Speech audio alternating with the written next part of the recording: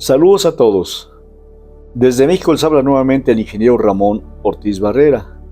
Ahora para hablarles sobre los círculos de los cultivos y del mensaje que contienen. En mi video anterior sobre los círculos de los cultivos, ratifiqué quiénes son sus creadores y también demostré la forma en que son creados, refiriéndome al dispositivo tecnológico involucrado. Y en relación a dicho dispositivo tecnológico, les voy a presentar otra imagen capturada en Querétaro, México, donde aparecen dos esferas etéreas de luz, y al darles una a la imagen, poco a poco va apareciendo un chip en cada una de ellas. Y quiero aprovechar este momento para compartirles una información muy importante.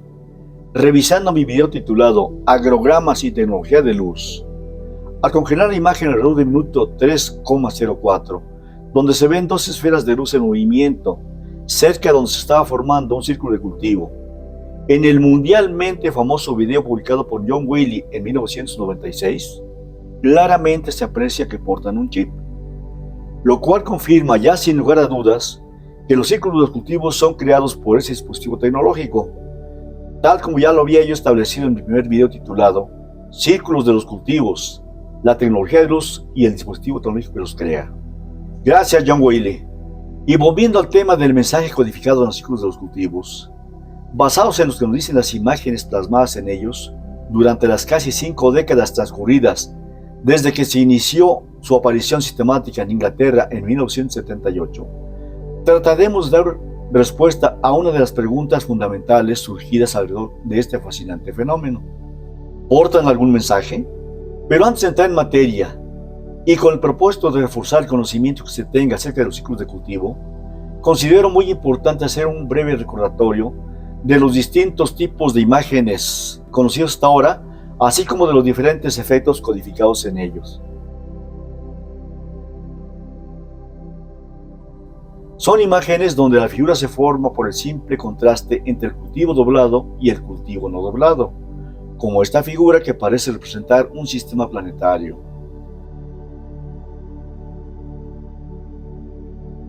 Son imágenes donde aparece una lente que distorsiona completamente la figura, como esta figura de aspecto geométrico, donde en el centro aparece una lente que la distorsiona completamente.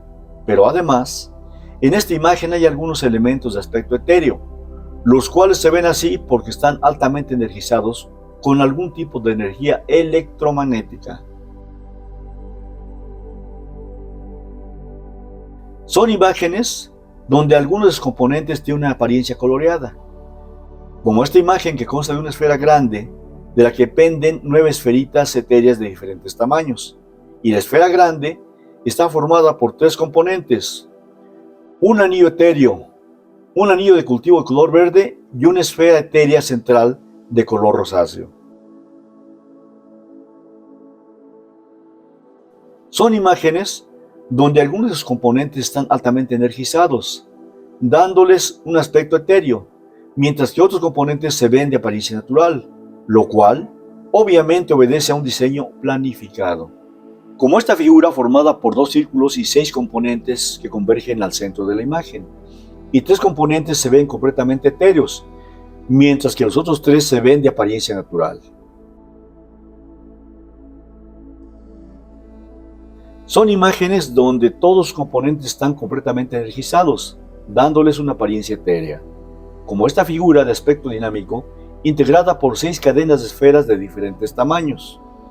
Así que vale la pena comparar la diferencia entre una figura de apariencia natural con las imágenes de apariencia etérea.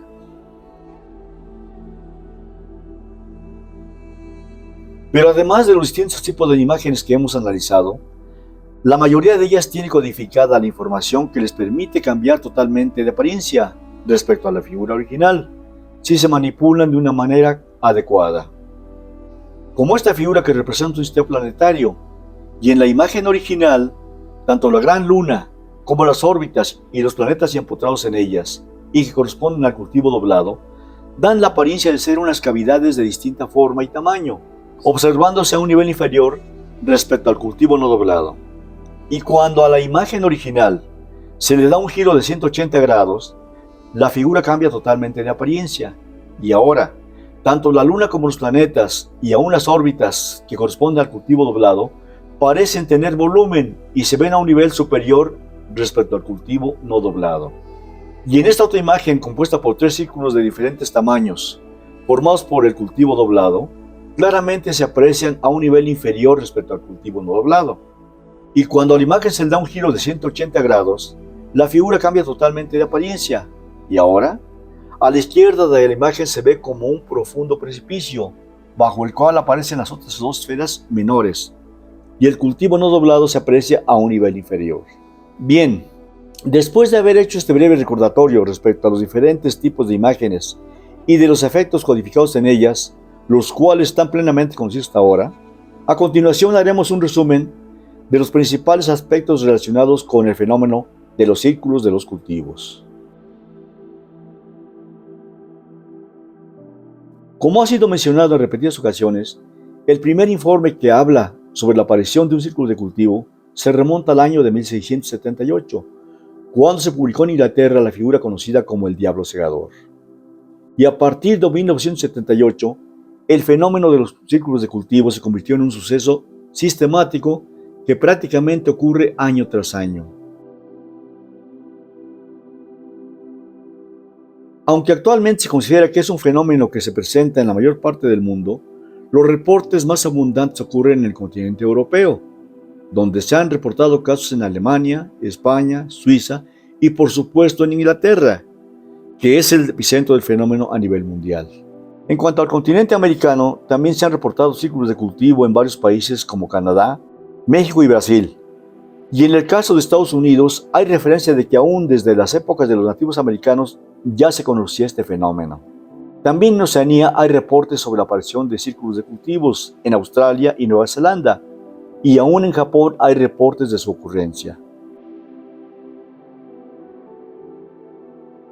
En cuanto a la capacidad tecnológica de los consejos de luz extraterrestres involucrados en el fenómeno, a continuación citaremos un fragmento donde cada consejo de luz habla de sus capacidades tecnológicas.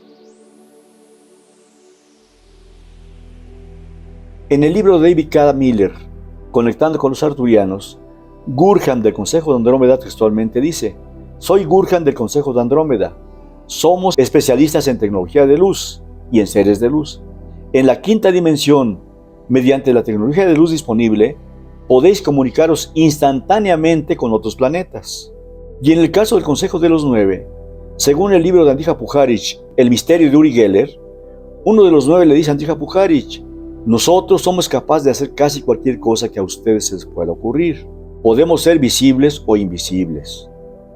Y en otro fragmento del mensaje señalan: "Hicimos interferencia por primera vez en la raza humana hace 20.000 años. Venimos en una misión planeada desde nuestra galaxia solar. Así que tenemos que entender los seres humanos, que las capacidades tecnológicas de esos seres extraterrestres están a años luz de nuestra actual tecnología, y por eso ellos tienen la capacidad de aparecer en sus distintas manifestaciones cuando quieran, de permanecer visibles el tiempo que quieran, de hacer lo que quieran y de desaparecer instantáneamente cuando quieran. ¿O acaso no lo estamos viendo en los cielos de los Estados Unidos?"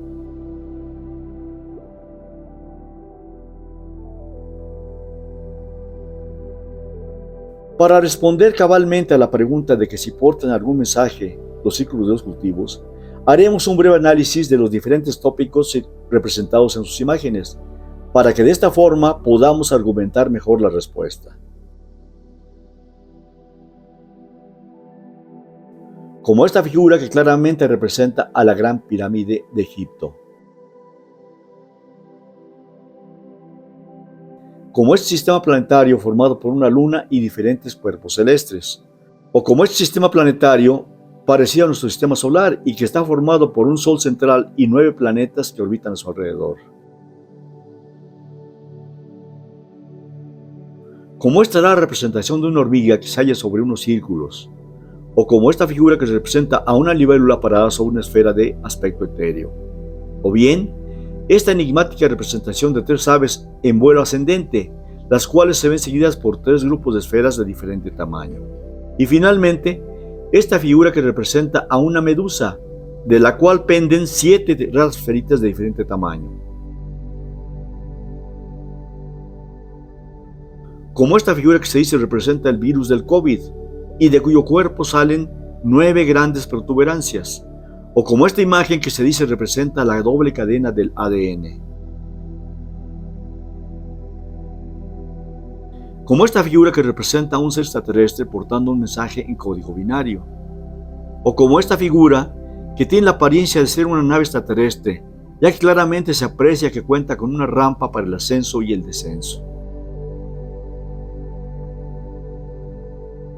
Como esta figura que en el centro tiene un trazo en forma de diamante y a sus lados se ven unos trazos redondeados de aspecto etéreo, o como esta figura que está formada por un círculo y un triángulo, dentro y fuera de los cuales aparecen otros diferentes elementos.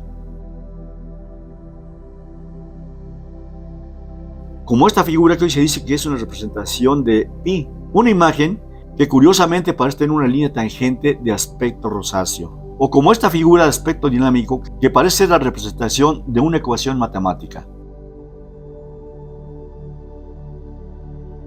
Como esta imagen que es una representación de la cruz suástica, conocida originalmente en el budismo tibetano, o como esta figura que es una representación de Li Ching, un símbolo que es de una importancia milenaria para la cultura china, y esta figura que es una representación del ojo de Horus, también conocida como el ojo que todo lo ve, la cual también es utilizada por diferentes organizaciones como un símbolo esotérico.